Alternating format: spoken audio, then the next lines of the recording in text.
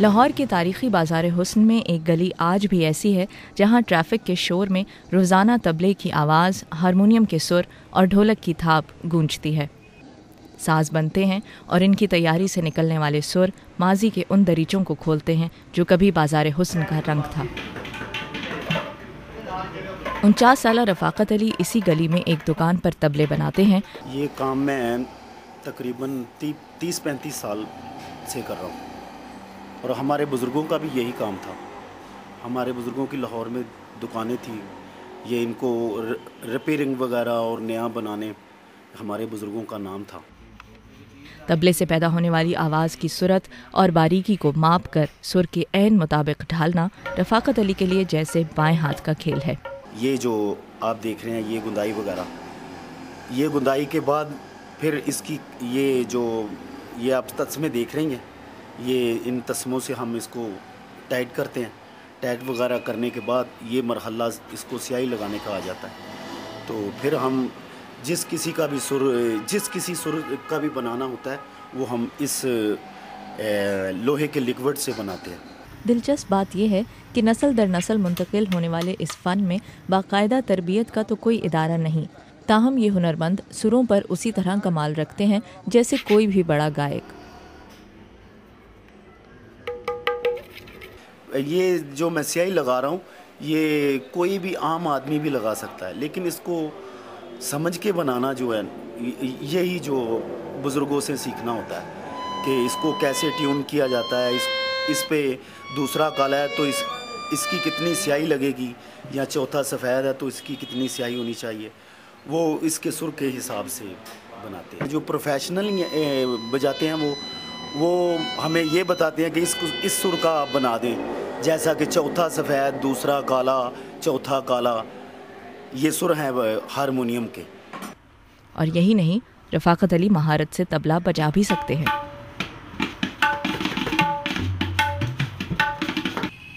सोलह 17 दुकानों पर मुश्तमिल इस गली में ढोलक, तबला, दफ, हारमोनियम, बांसुरी, सितार, सारंगी और गिटार न सिर्फ तैयार होते हैं बल्कि बेचे भी जाते हैं।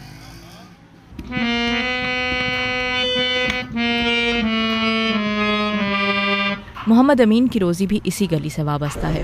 वो हारमोनियम बनाते हैं और इस काम में उन्होंने एक उम्र गुजार दी है। मुझे 40-45 साल इधर ही हो गए इसी जगह। 40-45 साल पहले जब आपने ये काम शुरू किया था, उस वक्त क्या मंजर था इस जगह का? उस टाइम बहुत ज़्यादा काम था इसका, हारमोनियम का बहुत काम था। इस टाइम तो मार्केट जो ऐसे चले ख़त्म भी हो गई थोड़ी सी, तो उस टाइम बहुत काम था। मरम्मतें भी करते थे, नया भी बनाते थे, तो बहुत काम था। इस टाइम जो है काम ज़रा बहुत मतलब कम है। वक्त गुजरा, बाज़ार हुस्न की रौनकें मांद पड़ी और मौसीकी में जिद्दत की आमेज़िश ने ख़रीदारों की नौयत भी बदल दी। जब भी गिटार आपने रखनी है ना, इसको ऐसे रखना है। बस गिटार की शुरू से ज़रा एक थी बैंड शैंड देख के ज़रा एक फील्ड डेवलप करने का दिल करता था कि भाई गिटार ही बजाएं। एचएसएन कॉलेज में मैं पढ़ता हूँ। आजकल जो गिटार ही इतना ज़्यादा और तो कोई इंस्ट्रूमेंट है नहीं इस तरह के। हम यहाँ पे ना गिटार लेने के लिए आए हैं। गिटार लेने के लिए आए हैं? क्या करेंगे गिटार का?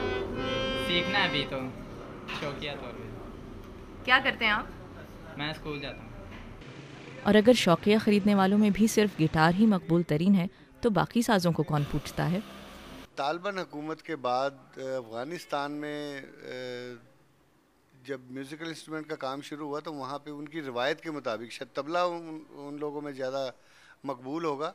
तो तबला यहाँ से जितना तबला यहाँ बनता है तो वो उसमें उसका 90-80% जो है वो अफ़गानिस्तान जाता है। 10-15 साल हो गए जब से लगातार माल जा रहा है अफ़गानिस्तान, नहीं पहले नहीं जाता था। 10-15 साल बहुत माल जाना शुरू हो गया।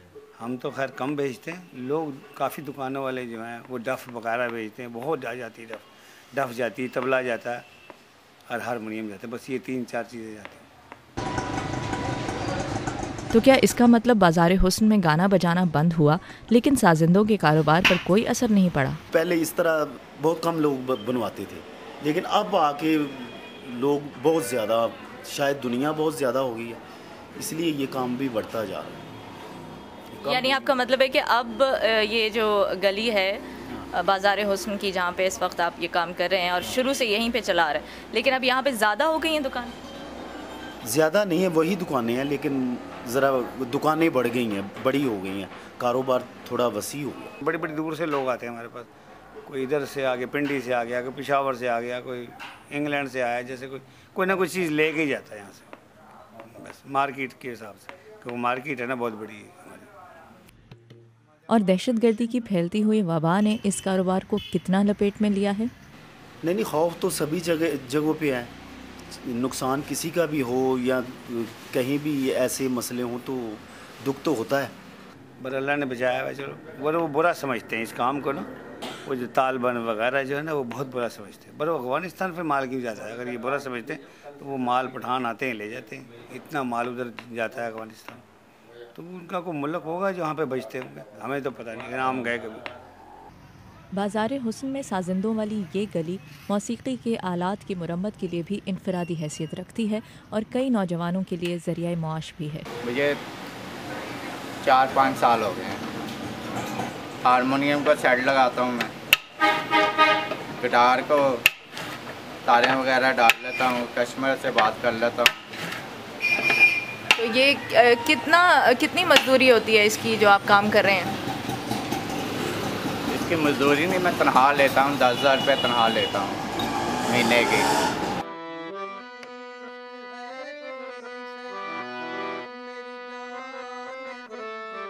लाहौर का बाजार हुस्न तो नहीं रहा, लेकिन विरसे में अपनी एक गली छोड़ गया है जो ना जाने कब तक कायम रहे। नुखबत मलिक, BBC, लाहौर।